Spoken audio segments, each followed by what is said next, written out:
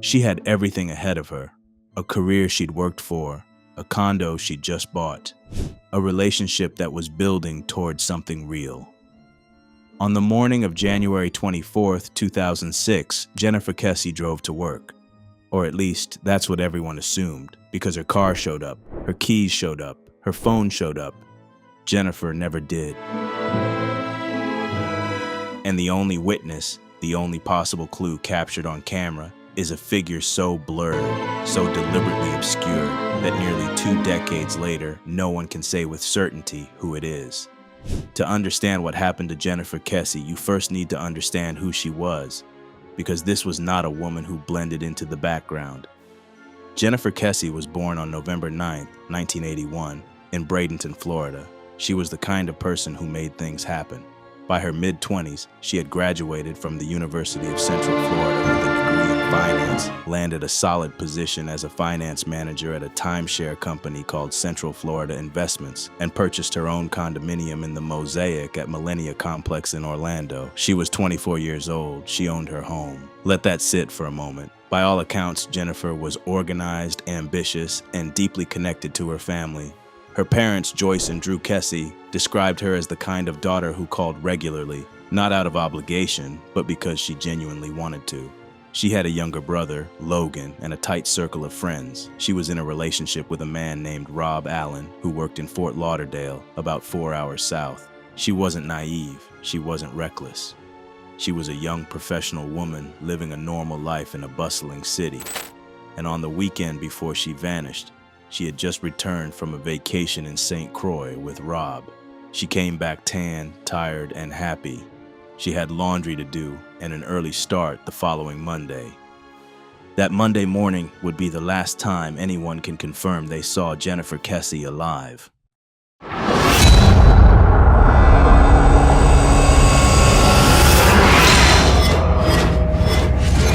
Let's walk through the timeline as carefully as the investigators did, because the details matter enormously here. Sunday, January 22nd, 2006. Jennifer and Rob return from their vacation. He drives back to Fort Lauderdale. She goes home to her condo. That night, they speak on the phone multiple times. She does laundry. She's home. She's fine. She goes to sleep. Monday, January 23rd. Jennifer goes to work. Nothing unusual. She's at her desk, interacts with colleagues, handles normal tasks. She calls Rob that evening. According to him, she sounds tired from the trip, but otherwise completely normal. He says she's going to bed early. They say goodnight. That is the last confirmed phone contact with Jennifer Kesse. Tuesday, January 24th, 2006. This is where the clock starts ticking, and where it eventually stops. At approximately 8 a.m., Jennifer is expected at work. She doesn't show. Her colleagues wait. They try calling. No answer. This is unusual. Jennifer was not a person who skipped work or ignored her phone. By mid-morning, concern has shifted to alarm. A coworker drives to her condo to check on her. What they find is unsettling. Jennifer's door is locked, no answer, but her car, a 2004 black Chevy Malibu, is gone. That's actually a relief for a moment. Maybe she just left early. Maybe there was a miscommunication. But the calls keep going unanswered. Her family is contacted. Her parents, Drew and Joyce, drive up from Bradenton. By the time investigators get involved and her apartment is accessed, the picture becomes deeply disturbing. Inside Jennifer's condo, everything looks like a Tuesday morning that got interrupted. Her purse is there. Her keys are there, including her car keys. Wait, her car keys are inside the apartment, but her car is gone. Her cell phone is there, her wallet, her ID, everything she would have needed to function in the world, left behind. The only thing missing, as far as anyone could tell, was Jennifer herself. Now here's where the timeline fractures into the unknown. Investigators determined, based on phone records, alarm system data, and witness interviews, that Jennifer likely left her condo, or was taken from it, sometime between 7 and 10 a.m. on January 24th. That 3-hour window is as precise as anyone has ever been able to get. Her black Chevy Malibu turns up the same day, just over a mile away from the Mosaic at Millennia Complex, parked in a residential area near Huntington Hills. The car is locked. There's no blood. There's no sign of struggle inside. There are no fingerprints. None. The car had been wiped. Professionally, deliberately, completely wiped.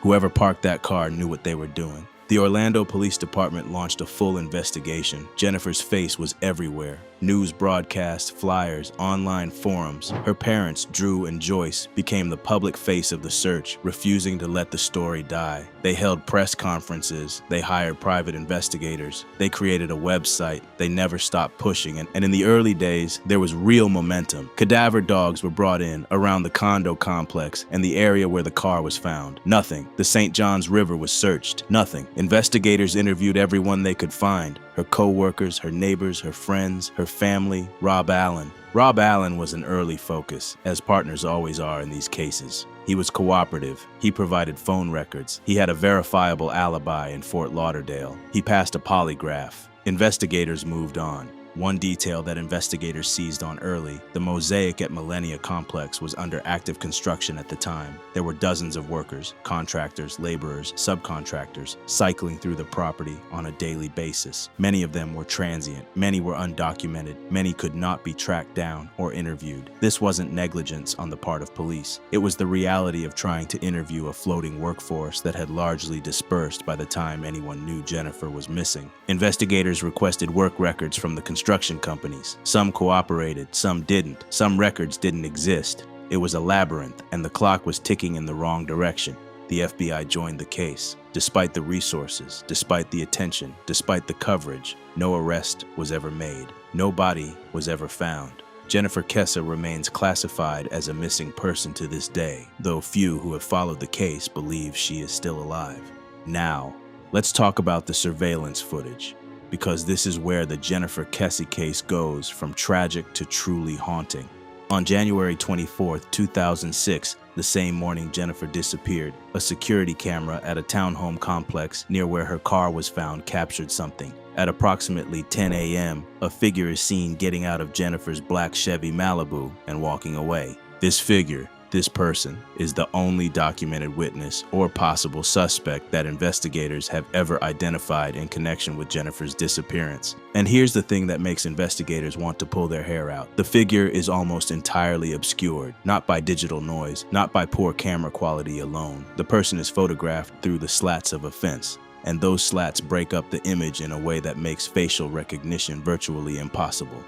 The figure appears to be between 5'1" and 5'3". The build suggests a slim adult. The gait, the posture, the clothing, all analyzed, all inconclusive. For years, investigators, journalists, and amateur sleuths have stared at this image, trying to extract something, anything, from it. Is it a man, a woman, an older teen? Enhanced versions of the image have been released over the years. None have produced a reliable identification. The figure simply walks away from Jennifer's car, turns a corner, and disappears. No one came forward. No one recognized themselves. No one has ever said, definitively, I know who that is. The wiped car, the abandoned belongings, the single blurry figure. In any other case, this might be where the investigation ends. But in the Kesse case, there's more. And the more you look, the stranger it gets. Investigators noted that Jennifer's condo showed no signs of a forced entry. No broken locks, no damaged door frame. Either she left voluntarily, which contradicts everything else in the evidence, or someone had access. A key, a copied key, knowledge of how to get in. The mosaic at Millennia Complex, remember, was full of construction workers. Workers who walked through buildings. Workers who may have seen unit layouts, may have had access to common areas, may have encountered Jennifer in passing. That's not an accusation. It's a geographic and circumstantial reality. No one has ever been officially charged in the disappearance of Jennifer Kesse, but over the years, a handful of persons of interest have been named, sometimes by law enforcement, sometimes by the Kesse family, sometimes by independent investigators. The construction workers remain the most consistently cited area of focus. In 2017, a Florida judge approved a request from Jennifer's family to depose several individuals connected to the construction work at Mosaic at Millennia. This was an unusual legal maneuver, using civil deposition powers in the absence of a criminal charge. And it reflected just how desperate the Kesses were to get answers outside the official investigation. The depositions revealed some troubling inconsistencies in accounts from individuals connected to the site, but no criminal charges followed. In 2020, the Orlando Police Department announced it was taking a fresh look at the case with new investigative tools, including updated facial recognition technology applied to the surveillance footage. The department acknowledged that they had persons of interest but stopped short of naming anyone publicly. Drew and Joyce Kesse have been remarkably public about their belief that investigators know, or have known, more than has been shared.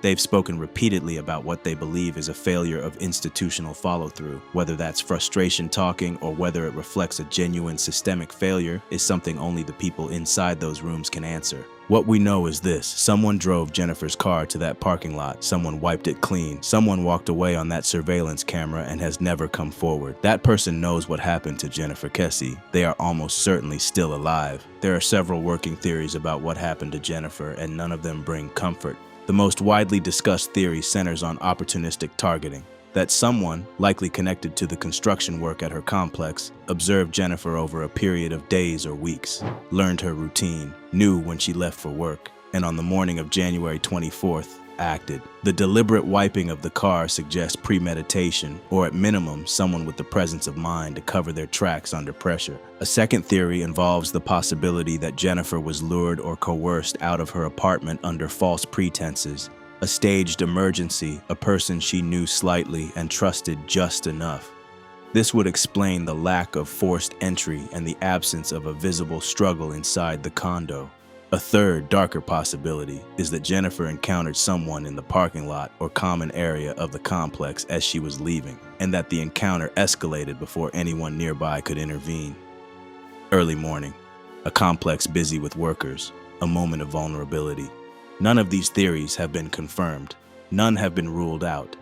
What they share is a portrait of a young woman who was taken from a place she should have been safe, in a way that someone worked very hard to conceal, and has so far successfully concealed for nearly 20 years.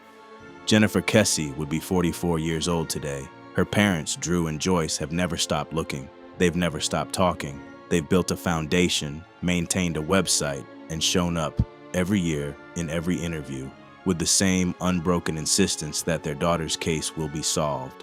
The Orlando Police Department maintains the case as active. The surveillance image has been studied by law enforcement agencies, facial recognition experts, and thousands of amateur investigators around the world.